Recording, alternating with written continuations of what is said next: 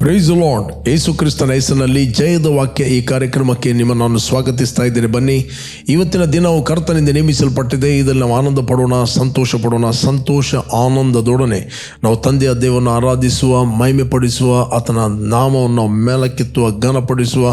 ಬನ್ನಿ, ನಾವು ವಾಕ್ಯಕ್ಕೆ ಹೋಗುವ ಮುಂಚೆ ಆರಾಧನೆಯೊಡನೆ ನಾವು ವಾಕ್ಯವನ್ನು ಧ್ಯಾನ ಮಾಡುವ. ದೇವರ ಪರಿಶುದ್ಧ ನಾಮಕ್ಕೆ ಸ್ತೋತ್ರವಾಗಲಿ. ಈ ಮುಂಚಾನೆ ಹೊತ್ತು ನಾವು ದೇವರನ್ನು ಪೂರ್ಣ ಮನಸ್ಸಿನಿಂದ ಆತನನ್ನು ಆರಾಧಿಸುವ, ಆತನೇ ನಮ್ಮನ್ನು ಅನುದಿನವು ನಡೆಸುವ ದೇವರು, ನಮ್ಮನ್ನು ಕಾಯ್ದು ಕಾಪಾಡುವ ದೇವರು ಆತನೇ ಆಗಿದ್ದಾನೆ. ಆತನಿಗೆ ನಾವು ಮನಪೂರ್ವಕವಾಗಿ ಆರಾಧಿಸುವ.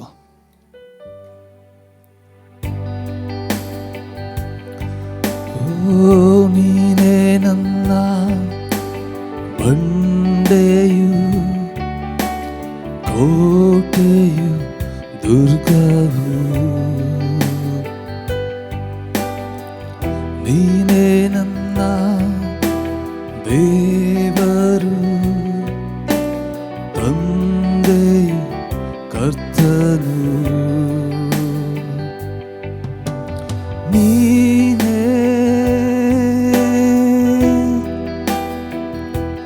ನನ್ನ ಎಲ್ಲವೂ,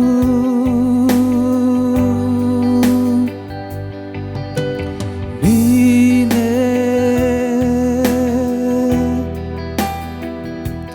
ನನ್ನ ಎಲ್ಲವೂ.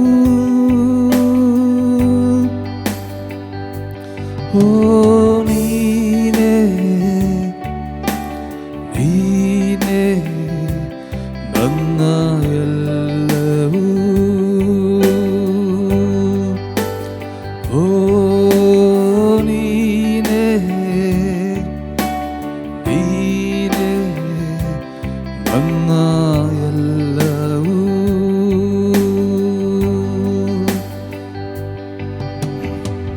ಯೇಸು ನನ್ನ ಒಡೆಯನು, ರಕ್ಷಕನು, ಆಶ್ರಯವು. ಯೇಸು ನನ್ನ ಆರೋಗ್ಯವು, ಬಲವು, ಶಕ್ತಿಯು. ನೀನೇ ನನ್ನ ಎಲ್ಲವೂ.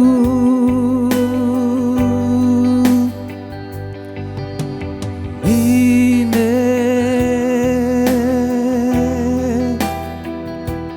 ನನ್ನ ಎಲ್ಲವೂ. ಓ ನೀನೇ, ನೀನೇ ನನ್ನ ಎಲ್ಲವೂ. ಓ ಯೇಸುವೇ, ನೀನೇ, ನೀನೇ ನನ್ನ ಎಲ್ಲವೂ.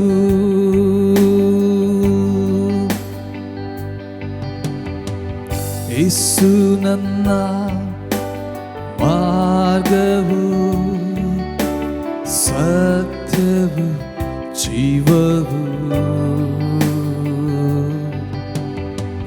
ಯೇಸು ನನ್ನ ನಂಬಿಕೆಯು, ನಿರೀಕ್ಷೆಯು, ಪ್ರೀತಿಯು. ನೀನೇ, ನೀನೇ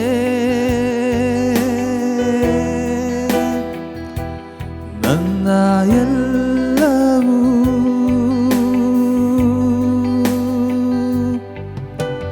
ನೀನೇ ನನ್ನ ಎಲ್ಲವೂ. ಓ ನೀನೇ, ನೀನೇ ನನ್ನ ಎಲ್ಲವೂ.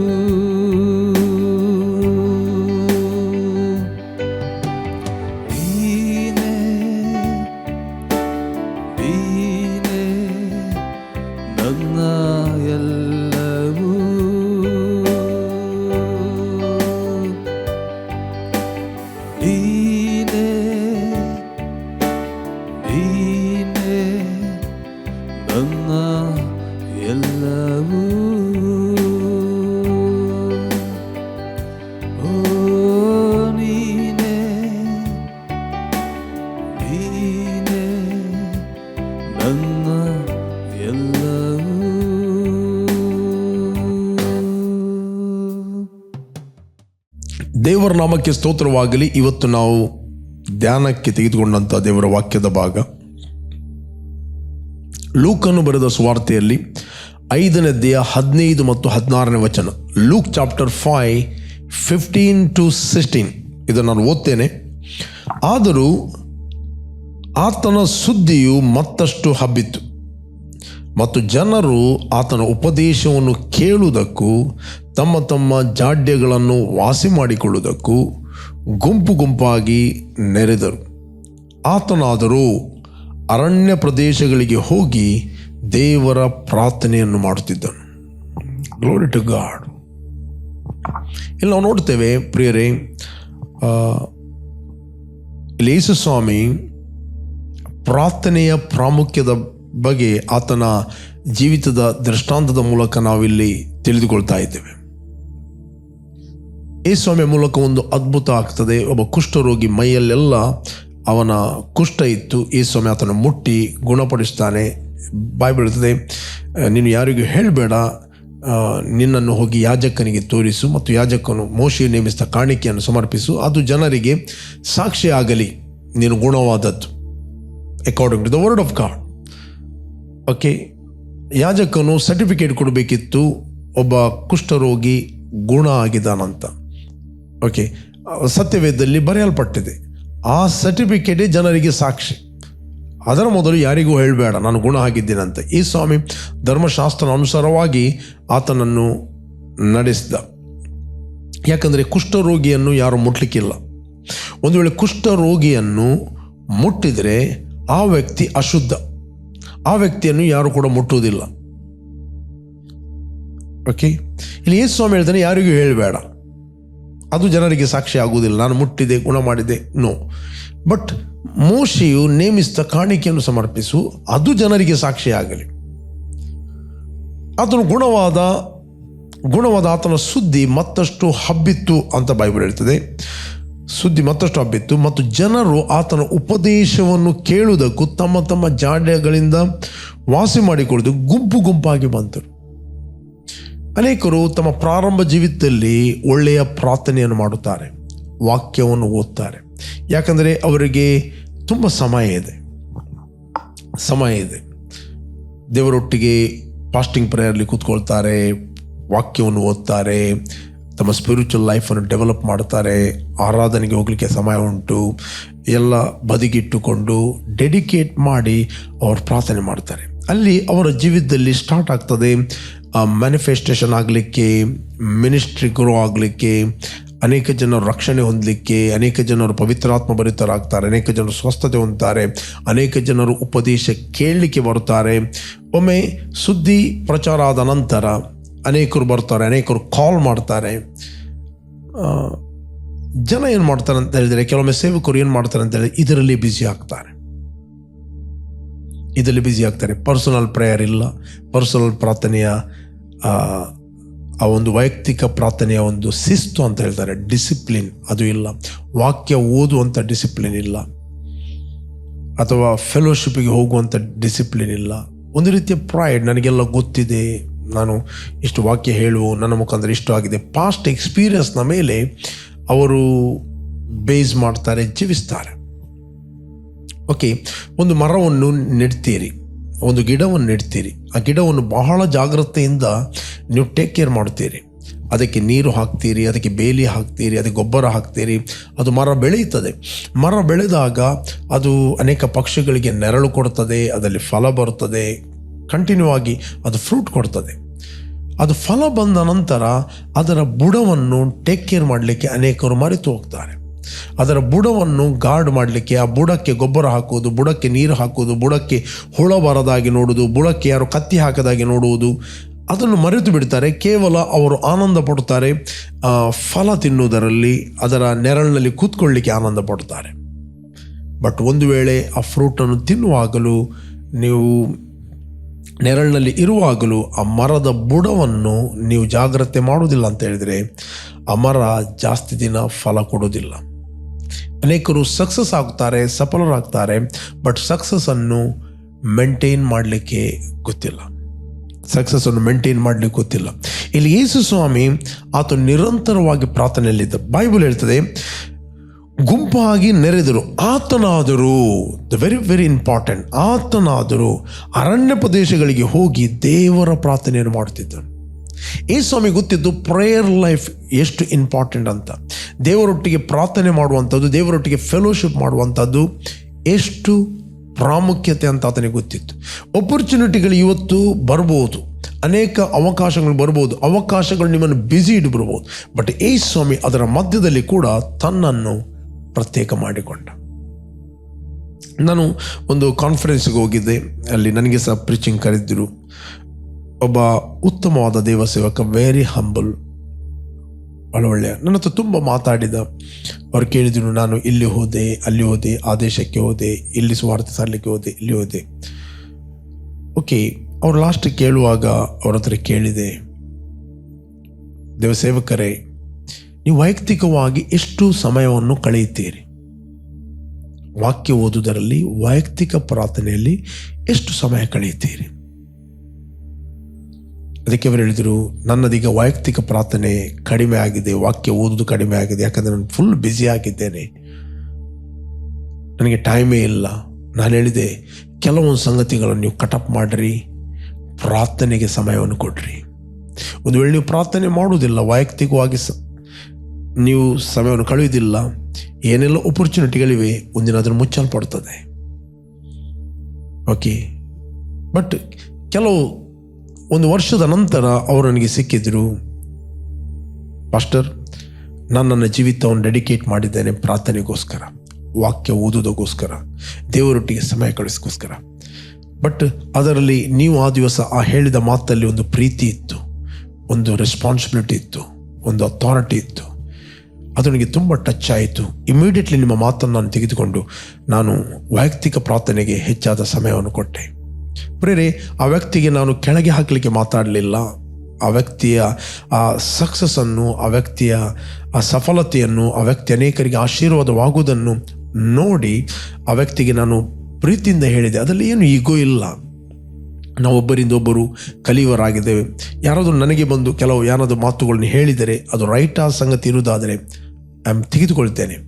ನನಗೆ ಯಾರಾದರೂ ಕರೆಕ್ಷನ್ ಕೊಡುವುದಾದರೆ I am ready to take. Okay, but important ನಾವು ಅದನ್ನು ಹೇಗೆ ಪ್ರೀತಿಯಲ್ಲಿ ಹೇಳ್ತೇವೆ, ಹೇಗೆ ಹೇಳ್ತೇವೆ, ಅದು ಮುಖ್ಯ. ಬಿರುಸು ನುಡಿಯು ಸಿಟ್ಟನ್ನು ಆರಿಸ್ತದೆ, ಮೃದು ವಚನವು ಬಿರುಸು ನುಡಿಯು ಸಿಟ್ಟನ್ನು ಎಬ್ಬಿಸ್ತದಂತ, ಮೃದು ವಚನವು ಸಿಟ್ಟನ್ನು ಆರಿಸ್ತದೆ. ಓಕೆ, ಇಲ್ಲಿ ಯೇಸು ಸ್ವಾಮಿ ಅವನಿಗೆ ಆಪರ್ಚುನಿಟಿಗಳು ತುಂಬ ಇದ್ದವು. ಜನರು ಬರ್ತಾ ಇದ್ದರು, ವಾಕ್ಯ ಉಪದೇಶವನ್ನು ಕೇಳಲಿಕ್ಕೆ ಬರ್ತಾ ಇದ್ದರು, ತಮ್ಮ ಜಾಡ್ಯ ರೋಗಗಳನ್ನು ವಾಸಿ ಮಾಡಲಿಕ್ಕೆ ಬರ್ತಾ ಇದ್ದರು ಅಂತ ಹೇಳಿಕೊಂಡು ಬಾಯಿ ಬೆಳಿತೆ. ಆತನಾದರೂ, ವೆರಿ ಇಂಪಾರ್ಟೆಂಟ್, ಅರಣ್ಯ ಪ್ರದೇಶಗಳಿಗೆ ಹೋಗಿ, ಅಂದರೆ ಪ್ರತ್ಯೇಕವಾಗಿ ಹೋಗಿ ದೇವರ ಪ್ರಾರ್ಥನೆಯಲ್ಲಿ ನಿರಂತರಾಗಿದ್ದನು. ಇವತ್ತು ಕೆಲವರು, ಅವ್ರಿಗೆ ಗೊತ್ತಿಲ್ಲ ಯಾಕೆ ಯೇಸು ಸ್ವಾಮಿ ಅರಣ್ಯ ಪ್ರದೇಶಗಳಿಗೆ ಹೋಗ್ತಾ ಇದ್ದ, ಯಾಕೆ ಯೇಸು ಸ್ವಾಮಿ ಗುಡ್ಡಕ್ಕೆ ಹೋಗ್ತಾ ಇದ್ದ ಪ್ರಾರ್ಥನೆ ಮಾಡಲಿಕ್ಕೆ, ಅದು ಗೊತ್ತಿಲ್ಲ. ಯಾಕೆ ಹೋಗ್ತಾ ಇದ್ದ ಅಂದರೆ, ಅರಣ್ಯ ಪ್ರದೇಶದಲ್ಲಿ ಪ್ರತ್ಯೇಕ ಹೋದಾಗ ಅಲ್ಲಿ ಯಾರ ಡಿಸ್ಟರ್ಬೆನ್ಸ್ ಇರೋದಿಲ್ಲ, ಯಾರು ಬಂದು ಮಾತಾಡೋದಿಲ್ಲ, ಯಾರು ಬಂದು ಕೂಡ ನಿಮ್ಮ ಸಮಯವನ್ನು ವ್ಯರ್ಥ ಮಾಡೋದಿಲ್ಲ. You can continuously pray. ನೀವು ಕಂಟಿನ್ಯೂ ಆಗಿ ನಿರಂತರವಾಗಿ ದೇವರ ಪ್ರಾರ್ಥನೆಯಲ್ಲಿ ಫೆಲೋಶಿಪ್ ಮಾಡೋದಲ್ಲಿ ನಿರಂತರವಾಗ್ತೀರಿ. ಇವತ್ತು ಅನೇಕ ಜನರು ಇದನ್ನೇ ಫಾಲೋ ಮಾಡ್ತಾರೆ. ಕೆಲವರು ಅರಣ್ಯಕ್ಕೆ ಹೋಗುವುದುಂಟು ಈಗ ಸಹ, ಬಟ್ ಅವರು ಮೊಬೈಲ್ ಬಿಟ್ಟು ಹೋಗುವುದಿಲ್ಲ. ಓಕೆ, ಅರಣ್ಯಕ್ಕೆ ಹೋಗುವಾಗ ಇಡೀ ಪ್ರಪಂಚವನ್ನು ತೆಗೆದುಕೊಂಡು ಹೋಗ್ತಾರೆ. ಈ mobile, social media, Facebook, WhatsApp, YouTube, ನಿಮ್ಮ ಪ್ರಪಂಚ ನಿಮ್ಮ ಕೈಯಲ್ಲಿದೆ, ಜಗತ್ತು ನಿಮ್ಮ ಕೈಯಲ್ಲಿದೆ. ಆ ಜಗತ್ತನ್ನು ಮನೆಯಲ್ಲಿ ಬಿಟ್ಟು ಹೋಗಿರಿ. ಉಪವಾಸ ಯಾಕೆ ಮಾಡುವಂಥದ್ದು, ಯಾಕೆ ಪ್ರಾರ್ಥನೆ ಮಾಡುವಂಥ, ಪ್ರತ್ಯೇಕ ದೇವರ ಒಟ್ಟಿಗೆ ನಮ್ಮ ಸಮಯವನ್ನು ನಾವು ಕಳೆಯುವಂಥದ್ದು, ದೇವರೊಟ್ಟಿಗೆ ಫೆಲೋಶಿಪ್ ಮಾಡುವಂಥದ್ದು. ಪ್ರಾರ್ಥನೆ ಅಂತ ಹೇಳಿದರೆ ಪ್ರಿಯರೇ, ಕೇವಲ ದೇವರ ಹತ್ರ ಕೂಡು ಅಂತ ಕೇಳುವುದಲ್ಲ. ಪ್ರಾರ್ಥನೆ ಅಂದರೆ ದೇವರೊಟ್ಟಿಗೆ ನಾವು ಅನ್ಯೋನ್ಯತೆ ಮಾಡುವಂಥದ್ದು. ನಮ್ಮ ಆತ್ಮವು ಪ್ರಾರ್ಥನೆ ಮಾಡುವಾಗ ಬಲಗೊಳ್ಳುತ್ತದೆ, ಸ್ಟ್ರೆಂಥನ್ ಆಗುತ್ತದೆ, ಪ್ರಜ್ವಲಿಸ್ತದೆ, ಉರಿಯುತ್ತದೆ. ನಮ್ಮ ಕೋಲ್ಡ್ ಲೈಫ್ ಹೋಗಿ ಉರಿಯುವಂಥ ಜೀವಿತ ಆಗ್ತದೆ. ಅದಕ್ಕೋಸ್ಕರ ನಾವು ಪ್ರಾರ್ಥನೆಯಲ್ಲಿ ಕಳೆಯುವಂಥದ್ದು. ಯೇಸು ಸ್ವಾಮಿ ತನ್ನ ಶಿಷ್ಯರಿಗೆ ಹೇಳಿದ, ಶೋಧನೆಗೆ ಒಳಗಾಗದಂತೆ ಒಂದು ಗಳಿಗೆ ಆದರೂ ಎಚ್ಚರವಾಗಿದ್ದು ನನ್ನ ಒಟ್ಟಿಗೆ ಪ್ರಾರ್ಥನೆ ಮಾಡಲಾರರ. ಮನಸ್ಸು ಸಿದ್ಧವಾಗಿದೆ, ಶರೀರಕ್ಕೆ ಬಲ ಸಾಲದು. ಇಂಗ್ಲೀಷಲ್ಲಿ the spirit is willing but flesh is weak. ನೀವು ಪ್ರಾರ್ಥನೆ ಯಾಕೆ ಮಾಡುವಂಥದ್ದು? ಶೋಧನೆಗಳು ಬರುವಾಗ, ವೀಕ್ನೆಸ್ಗಳು ಬರುವಾಗ ನೀವು ಅದನ್ನು ಎದುರಿಸಿ ನಿಲ್ಲಿಕ್ಕೆ. ಶೋಧನೆ ಬರುವುದು ತಪ್ಪಲ್ಲ, ಶೋಧನೆಗೆ ಬೀಳುವಂಥದ್ದೇ ಪಾಪ. ಶೋಧನೆ ಬರುತ್ತವೆ, ಟೆಂಪ್ಟೇಷನ್ ಇರ್ತವೆ. ಯೇಸು ಹೇಳಿದ ಟೆಂಪ್ಟೇಷನ್ ಇಲ್ಲ ಅಂತ ಹೇಳಿಲ್ಲ, ಟೆಂಪ್ಟೇಷನ್ ಇದೆ, ಶೋಧನೆಗಳಿವೆ. ಬಟ್ ಆ ಶೋಧನೆಗಳಲ್ಲಿ ಜಯ ಹೊಂದಬೇಕಾದರೆ you must take time in the presence of God. ನಿನ್ನ ಸಮಯವನ್ನು ಪ್ರಾರ್ಥನೆಯಲ್ಲಿ ಕಳಿಬೇಕು. ನಾನು ನಿಮ್ಗೆ ಎನ್ಕರೇಜ್ ಮಾಡ್ತೇನೆ, ಒಂದು ವೇಳೆ ಅನ್ಯ ಭಾಷೆಯ ವರ ಇರುವುದಾದರೆ begin to pray in the spirit. ನೀವು ಅನ್ಯ ಭಾಷೆಯಲ್ಲಿ ಮಾತಾಡ್ರಿ, ಇಲ್ಲಾಂದರೆ ಜಸ್ಟ್ ಸ್ತುತಿಯನ್ನು ಮಾಡಿರಿ. ಸ್ತುತಿ ಅಂದರೆ ಏನು? ದೇವರು ಏನಾಗಿದ್ದಾನಂತ ಹೇಳ್ರಿ, ದೇವರು ನಿಮ್ಗೆ ಏನು ಉಪಕಾರ ಮಾಡಿದಾನಂತ ಹೇಳ್ರಿ, ಆತನಿಗೆ ಕೃತಜ್ಞತೆಯನ್ನು ಸಲ್ಲಿಸಿರಿ. ಥ್ಯಾಂಕ್ ಯು ಜೀಸಸ್, ತಂದೆ ನನ್ನನ್ನು ಮರಣದಿಂದ ಕ್ರಿಸ್ತನಲ್ಲಿ ಜೀವಕ್ಕೆ ನೀನು ಸೇರಿಸ್ತಿ, ಕ್ರಿಸ್ತನಲ್ಲಿ ನನ್ನ ಎಲ್ಲ ಅಪರಾಧಗಳನ್ನು ಕ್ಷಮಿಸಿ, ನಾನು ನಂಬ್ತೇನೆ, ನನ್ನನ್ನು ಬಿಡುಗಡೆ ಮಾಡಿದ್ದಿ, ಕ್ರಿಸ್ತನಲ್ಲಿ ನನ್ನನ್ನು ತಂದೆ ನಿನ್ನ ಮಗನಾಗಿ ಸ್ವೀಕರಿಸ್ತಿ, ಅದಕ್ಕೋಸ್ಕರ ನಿನಗೆ ಕೃತಜ್ಞತೆಯನ್ನು ಸಲ್ಲಿಸ್ತೇನೆ. ನಿನ್ನ ಕನಿಕರಗೋಸ್ಕರ, ನಿನ್ನ ಪ್ರೀತಿಗೋಸ್ಕರ ಸ್ತೋತ್ರ. ನಾನು ಇವತ್ತು ಏನೇ ಆಗಿದ್ದೇನೆ ಅದು ನಿನ್ನ ಕೃಪೆಯಾಗಿದೆ, ನಿನ್ನ ಪ್ರೀತಿಯಾಗಿದೆ, ನಿನ್ನ ಕರುಣೆ ಆಗಿದೆ. ನನ್ನನ್ನು ಮರಣದಿಂದ ಪಾರು ಮಾಡಿದಿ, ನರಕದ ಬಾಯಿಂದ ಎಳೆದು ನಿನ್ನ ಜೀವಕ್ಕೆ ನನ್ನನ್ನು ಸೇರಿಸ್ತಿ. Thank U G. ದೇವರಿಗೆ ಕೃತಜ್ಞತೆಯನ್ನು ಸಲ್ಲಿಸಿರಿ. ಹೊಸ ದಿನವನ್ನು ಕೊಟ್ಟಿದ್ದಿ, ಸ್ತೋತ್ರ. ಕುಟುಂಬವನ್ನು ಕೊಟ್ಟಿದ್ದಿ, ಸೇವೆಯನ್ನು ಕೊಟ್ಟಿದ್ದಿ, ಮಿನಿಸ್ಟ್ರಿಯನ್ನು ಕೊಟ್ಟಿದ್ದಿ, ಮಕ್ಕಳನ್ನು ಕೊಟ್ಟಿದ್ದಿ. ಏನು ನಿಮಗೆ ಕೊಟ್ಟಿದ್ದಾನೆ? ಒಳ್ಳೆಯ ಕೆಲಸ ಕೊಟ್ಟಿದ್ದಾನೆ, ಬಿಸ್ನೆಸ್ ಕೊಟ್ಟಿದ್ದಾನೆ. ಅದಕ್ಕೆ ದೇವರಿಗೆ ಕೃತಜ್ಞತೆಯನ್ನು ಸಲ್ಲಿಸಿರಿ. ವೈಯಕ್ತಿಕವಾಗಿ ಥ್ಯಾಂಕ್ ಗಾಡ್, ದೇವರಿಗೆ ಸ್ತೋತ್ರ ಮಾಡಿರಿ, ಆತನಿಗೆ ಸ್ತುತಿಸಿರಿ. ಓಕೆ, ಆತನಿಗೆ ಕೃತಜ್ಞತೆಯನ್ನು ಸಲ್ಲಿಸಿರಿ. ನಿಮ್ಮ ಹತ್ರ ಯಾವಾಗಲೂ ಒಂದು ಥ್ಯಾಂಕ್ಫುಲ್ ಹಾರ್ಟ್ ಇರಲಿ, ದೇವರಿಗೆ ಕೃತಜ್ಞತೆ ಇರಲಿ. ದೇವರನ್ನು ವೈಯಕ್ತಿಕವಾಗಿ ನೀವು ಅನುಭವಿಸಿರಿ. ಯೇಸು ಸ್ವಾಮಿ ಪ್ರಾರ್ಥನೆ ಮಾಡ್ತಿದ್ದ, ಏನು ಬೇಕಂತ ಪ್ರಾರ್ಥನೆ ಮಾಡ್ತಿರ್ಲಿಲ್ಲ. ಆತನು ತನ್ನ ತಂದೆಯೊಟ್ಟಿಗೆ ಫೆಲೋಶಿಪ್ ಮಾಡ್ತಾ ಇದ್ದ. ದೇವರ ಪ್ರಾರ್ಥನೆಯಲ್ಲಿ ಆತನು ನಿರಂತರವಾಗಿದ್ದ. ಎಷ್ಟು ಇವತ್ತು ದೇವ ಸೇವಕರು ಅವರು ಪ್ರಾರ್ಥನೆ ಮಾಡೋದಿಲ್ಲ, ಅವರಿಗೆ ವಾಕ್ಯ ಓದಲಿಕ್ಕೆ ಸಮಯ ಇಲ್ಲ. ಕೆಲವರು ವಾಕ್ಯ ಓದೋದು ವಾರಗಟ್ಟಲೆ, ತಿಂಗಳುಗಟ್ಟಲೆ ಆಯಿತು, ಸ್ಟಿಲ್ ದೇ ಆರ್ ಪ್ರೀಚಿಂಗ್. ಕೆಲವು ಪಾಸ್ಟರ್ಸ್ಗಳು they are not reading the word of God. ದೇವರ ವಾಕ್ಯನ ಓದುವುದಿಲ್ಲ ಅಂತ ಹೇಳಿದರೆ ನೀವು ಆಂತರ್ಯದ ಮನುಷ್ಯನನ್ನು ಹೇಗೆ ಬಲಪಡಿಸ್ತೀರಿ? ನೀವು ಆಂತರ್ಯದ ಮಾತುಗಳನ್ನು ಮಾತಾಡದೆ ಅನೇಕರ ತಪ್ಪುಗಳನ್ನು ಮಾತಾಡುತ್ತೀರಿ.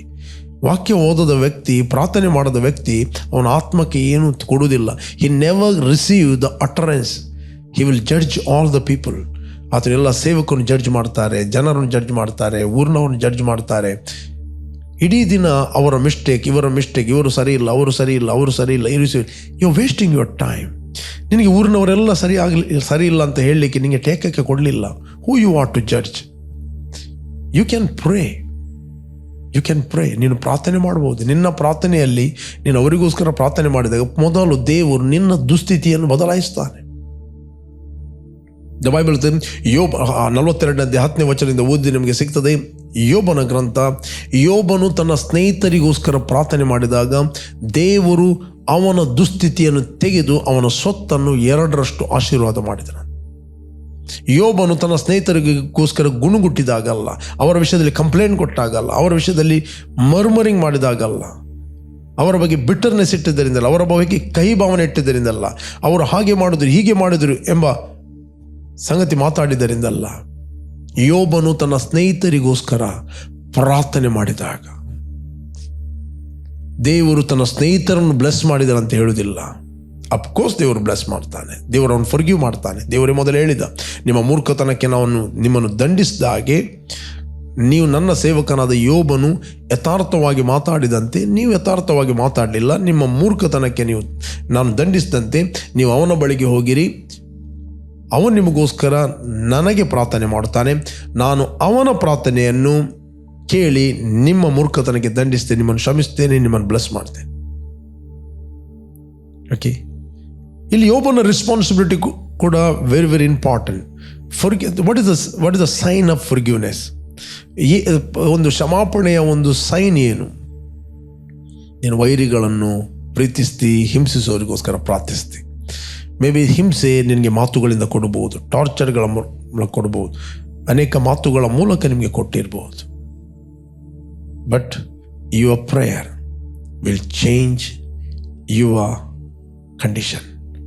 ನೀನು ಇನ್ನೊಬ್ಬರಿಗೋಸ್ಕರ ಪ್ರಾರ್ಥನೆ ಮಾಡಿದಾಗ ದೇವರು ನಿನ್ನ ದುಸ್ಥಿತಿಯನ್ನು ತೆಗಿತಾನೆ, ನಿನ್ನ ವೀಕ್ನೆಸ್ಸನ್ನು ದೇವರು ಬದಲಾಯಿಸ್ತಾನೆ.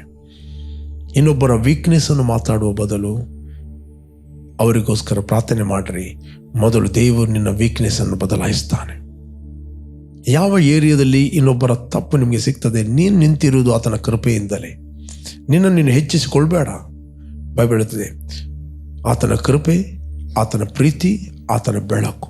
ಒಂದು ಏರಿಯಾದಲ್ಲಿ ನಾವು ಜಡ್ಜ್ ಮಾಡಿ ನಮಗೆ ಕತ್ತಲೆ ಬಂತು ಅಂತ ಹೇಳಿದರೆ ನೀನು ಕೂಡ ಮಾಡೋದು ಅದನ್ನೇ. ಅದಕ್ಕೋಸ್ಕರ ನಿಮ್ಮ ಜೀವಿತದ ಯಾವುದೇ ಭಾಗದಲ್ಲಿ ನಿಮಗೆ ಕತ್ತಲೆ ಬಾರದಂತೆ ನಿಮ್ಮನ್ನು ಕಾಯಿರಿ, ನಿಮ್ಮನ್ನು ನೀವು ಪ್ರೊಟೆಕ್ಟ್ ಮಾಡಿರಿ. Protect your self. Darkness will never rule and rain over your life. ಯಾವುದೇ ಶೋಧನೆಗಳು, ಯಾವುದೇ ಕತ್ತಲೆಯ ಸಂಗತಿಗಳು ನಿಮ್ಮನ್ನು ಆಳದಂತೆ ನೀವು ಪ್ರಾರ್ಥನೆ ಮಾಡಿರಿ. First of all pray. ದೇವರೊಟ್ಟಿಗೆ ಸಂಬಂಧ, ದೇವರಿಗೆ ಕೃತಜ್ಞತೆಯನ್ನು ಸಲ್ಲಿಸಿರಿ, ದೇವರಿಗೆ ಸ್ತುತಿ ಮಾಡಿರಿ, ಅನ್ಯ ಭಾಷೆಯಲ್ಲಿ ಮಾತಾಡ್ರಿ. ವಾಕ್ಯ ಓದುವಾಗ ನಿಮಗೋಸ್ಕರ ವಾಕ್ಯವನ್ನು ಓದಿರಿ, ನಿಮಗೋಸ್ಕರ ವಾಕ್ಯವನ್ನು ಮೆಡಿಟೇಟ್ ಮಾಡಿರಿ. ಮತ್ತು ಆ ವಾಕ್ಯದ ಮೂಲಕ ಯಾರದು ಮಿಸ್ಟೇಕ್ ಕಾಣ್ತಾ ಇದೆ, ಯಾರು ತಪ್ಪು ಕಾಣ್ತಾ ಇದೆ, learn to pray, learn to forgive. ನೀವು ಪ್ರಾರ್ಥನೆ ಮಾಡಿದಾಗ, ನೀವು ಫರ್ಗಿವ್ ಮಾಡಿದಾಗ ನಾನು ಹೇಳ್ತೇನೆ, ದೇವರು ನಿಮ್ಮ ದುಸ್ಥಿತಿಯನ್ನು ಬದಲಾಯಿಸ್ತಾನೆ. ಬೇಕಾದರೆ ಆ ವಚನವನ್ನು ನಾನು ತೆಗಿತೇನೆ. ನಿಮಗೆಲ್ಲರಿಗೂ ಗೊತ್ತಿರುವಂಥ ವಚನ, ಯೋಬನು 42 ವಚನ. ಯೋಬನು ತನ್ನ ಸ್ನೇಹಿತರಿಗೋಸ್ಕರ ಪ್ರಾರ್ಥಿಸಿದ ಬಳಿಕ ಯೆಹೋವನು ಅವನ ದುಸ್ಥಿತಿಯನ್ನು ಹೋಗಲಾಡಿಸಿ ಅವನ ಸೊತ್ತನ್ನು ಮೊದಲಿಗಿಂತ 2 ಹೆಚ್ಚಿಸಿದನು. ಆಗ ಅವನ ಎಲ್ಲ ಅಣ್ಣ ತಮ್ಮಂದಿರು, ಎಲ್ಲ ಅಕ್ಕ ತಂಗಿಯರು, ಮೊದಲು ಅವನ ಮನೆಯಲ್ಲಿ ಅವನೊಂದಿಗೆ ಭೋಜನ ಮಾಡುತ್ತಿದ್ದ ಎಲ್ಲ ಪರಿಚಿತರು ಅವನ ಬಳಿಗೆ ಬಂದರು. ಎಲ್ಲ ಪರಿಚಿತರು ಅವನ ಬಳಿಗೆ ಬಂದರು. ಯಾರೆಲ್ಲ ಬಿಟ್ಟು ಹೋದವರು, ಯಾರೆಲ್ಲ ಮಾಡಿ ಹೋದವರು ಎಲ್ಲ ರೆಸ್ಟೋರ್ ಆದರು.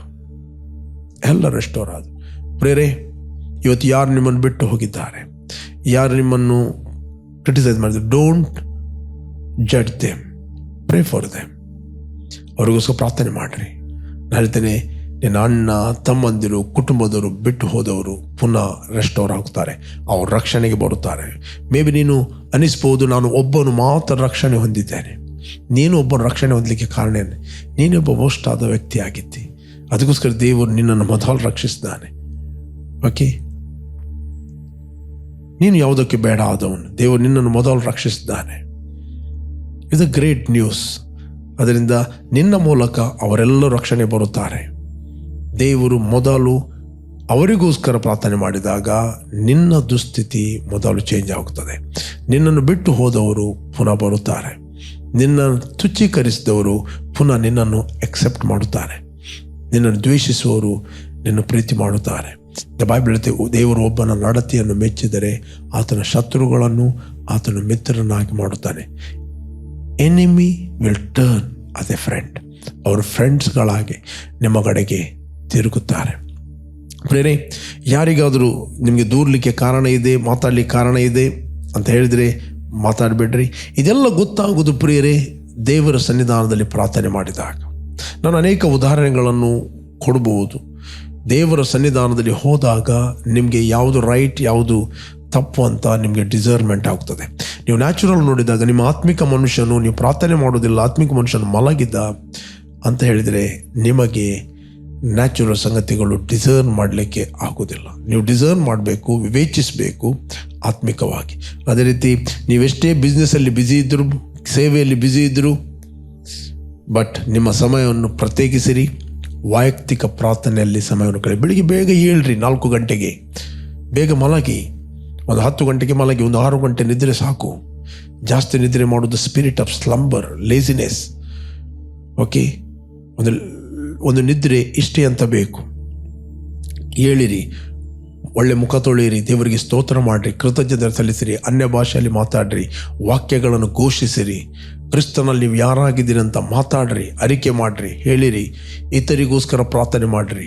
ಯಾರಾದರೂ ನಿಮಗೆ ಮಿಸ್ಟೇಕ್ ಮಾಡಿದ್ದಾರೆ, ಯಾರು ನಿಮಗೆ ಹರ್ಟ್ ಮಾಡಿದ್ದಾರೆ, ಯಾರು ನಿಮಗೆ ನೋವಿಸ್ತಾರೆ, ಫಸ್ಟ್ ಅವರಿಗೋಸ್ಕರ ಪ್ರಾರ್ಥನೆ ಮಾಡಿರಿ. ನಾನು ಹೇಳ್ತೇನೆ, ನಿಮ್ಮ ಸ್ಥಿತಿ ಇದ್ದ ಹಾಗೆ ಇರುವುದಿಲ್ಲ. You will be a great blessing to many people. ನಿಮ್ಮ ಆತ್ಮಿಕ ಜೀವಿತವನ್ನು ನೀವು ಪ್ರೊಟೆಕ್ಟ್ ಮಾಡುತ್ತೀರಿ, ಡಿಸಿಪ್ಲಿನ್ ಮಾಡುತ್ತೀರಿ. ನೀವು ಕಂಟಿನ್ಯೂ ಆಗಿ ಸಫಲತೆಯಿಂದ ಸಫಲತೆಗೆ ಹೋಗ್ತೀರಿ, ನಂಬಿಕೆಯಿಂದ ನಂಬಿಕೆಗೆ ಹೋಗ್ತೀರಿ, ಮಹಿಮೆಯಿಂದ ಅಧಿಕ ಮಹಿಮೆಗೆ, ಪ್ರಭಾವದಿಂದ ಅಧಿಕ ಪ್ರಭಾವಕ್ಕೆ ಹೋಗ್ತೀರಿ. Bless you. ಓಕೆ, ನಾವು ಪ್ರಾರ್ಥನೆ ಮಾಡುವ. ಯಾರು ನೀವು ಫಸ್ಟ್ ಟೈಮ್ ವೀಕ್ಷಿಸ್ತಾ ಇದ್ದೀರಿ, ಒಂದು ವೇಳೆ ನೀವು ಯೇಸು ರಕ್ಷಕನ ಒಡೆಯನೆಂದು ಅಂಗೀಕಾರ ಮಾಡಲಿಲ್ಲ, this the right time. Call Jesus in your heart, will pray for you. Thank you Lord. ಭೂಮಿ ಆಕಾಶಗಳನ್ನು ಉಂಟು ಮಾಡಿದ ಸರ್ವಶಕ್ತನಾದ ನನ್ನ ತಂದೆ, ಯೇಸುವಿನ ನಾಮದಲ್ಲಿ ನಾವು ನಿನ್ನ ಸನ್ನಿಧಿಯಲ್ಲಿದ್ದೇವೆ. ಯೇಸುವೆ, ನೀನು ಸುರಿಸಿದ ರಕ್ತದ ಮೂಲಕ ನಮ್ಮ ಅಪರಾಧಗಳು ಪರಿಹಾರವಾಗಿ ನಮಗೆ ಬಿಡುಗಡೆ ಆಯಿತು. ನಾವು ಮರಣದಿಂದ ಪಾರಾಗಿ ಕ್ರಿಸ್ತನಲ್ಲಿ ಜೀವಕ್ಕೆ ಸೇರಿದ್ದೇವೆ. Thank you lord. ನಮ್ಮ ವೈಯಕ್ತಿಕ ಪ್ರಾರ್ಥನೆಯಲ್ಲಿ ಯಾವಾಗಲೂ ನಿನ್ನೊಟ್ಟಿಗೆ ನಾವು ಸಮಯವನ್ನು ಕಳೆಯುವಂತೆ ನೀನು ನಮ್ಮನ್ನು ನಡೆಸ್ತಿ, ಅದಕ್ಕೋಸ್ಕರ ಸ್ತೋತ್ರ. I bless each and every one of god in Jesus name. Amen, amen. Praise God. ಯಾರು ನೀವು ಬರ್ತ್ಡೇ ಮತ್ತು ವೆಡ್ಡಿಂಗ್ ಆ್ಯನಿವರ್ಸರಿಯನ್ನು ಸೆಲೆಬ್ರೇಟ್ ಮಾಡ್ತಾ ಇದ್ದೀರಿ, ನಿಮಗೋಸ್ಕರ ನಾವು ಪ್ರಾರ್ಥನೆ ಮಾಡ್ತೇವೆ. Blessed happy birthday and blessed happy wedding anniversary. ತಂದೆ, ಯಾರು ಬರ್ತ್ಡೇ ಮತ್ತು ವೆಡ್ಡಿಂಗ್ ಆ್ಯನಿವರ್ಸರಿಯನ್ನು ಸೆಲೆಬ್ರೇಟ್ ಮಾಡ್ತಾ ಇದ್ದಾರೆ, ಇವರು ಫ್ರೂಟ್ಫುಲ್ ಆಗಲಿ, ಬ್ಲೆಸ್ ಆಗಲಿ. ಕೆಡುಕನ ಎಲ್ಲ ಕೈಗಳಿಂದ ಇವರನ್ನು ತಪ್ಪಿಸಿ ಕಾಪಾಡಬೇಕಾಗಿ ನಾನು ಪ್ರಾರ್ಥಿಸ್ತೇನೆ. ಇವರ ಅನೇಕರಿಗೆ ಆಶೀರ್ವಾದವಾಗಲಿ, ಫ್ರೂಟ್ಫುಲ್ ಆಗಲಿ. I bless each and every one of god in Jesus name. Amen, amen. Okay, ಈ ಜಯದ ವಾಕ್ಯ ಕಾರ್ಯಕ್ರಮವನ್ನು ಪ್ರತಿದಿನ ಬೆಳಿಗ್ಗೆ ಬಿಗ್ ಜೆ ಟಿವಿಯಲ್ಲಿ 7 ಗಂಟೆಯಿಂದ 7:30ಕ್ಕೆ ವೀಕ್ಷಿಸಿರಿ. 7:30ರಿಂದ 8 ಗಂಟೆ. ಇದೇ ಕಾರ್ಯಕ್ರಮವನ್ನು ನಮ್ಮ ಯೂಟ್ಯೂಬ್ ಚಾನಲಲ್ಲಿ ಪಾಸ್ಟರ್ ರೋಷನ್ ಲೋಬೋ ರಿಪೀಟ್ ಆಗಿ ನೀವು ವೀಕ್ಷಿಸ್ಬೋದು. ಸಂಜೆ 7:15ರಿಂದ 8 ಗಂಟೆ ತನಕ ನಾವು ಫೇಸ್ಬುಕ್ ಮತ್ತು ಯೂಟ್ಯೂಬಲ್ಲಿ ಲೈವ್ ಆಗಿ ಮಾತಾಡ್ತಾ ಇದ್ದೇನೆ. ಬನ್ನಿ, ನಮ್ಮೊಟ್ಟಿಗೆ ಜಾಯ್ನ್ ಆಗಿರಿ. ಮತ್ತು ಕಂಟಿನ್ಯೂ ಆಗಿ ಜಯದ ವಾಕ್ಯ ಬಿಗ್ ಜೆ ಟಿವಿ ಮತ್ತು ನಮ್ಮ word of victory channel YouTube ನೀವು ವೀಕ್ಷಿಸಿರಿ. ಮತ್ತು ಇತರರಿಗೆ ನೀವು ಶೇರ್ ಮಾಡಿರಿ, ಇತರರಿಗೆ ನೀವು ಕಳಿಸಿ. ನಿಮಗೆ ಗೊತ್ತಿಲ್ಲದರ ರೀತಿಯಲ್ಲಿ ಅನೇಕರು ಎನ್ಕರೇಜ್ ಆಗ್ತಾರೆ. Okay, you are bless. Amen.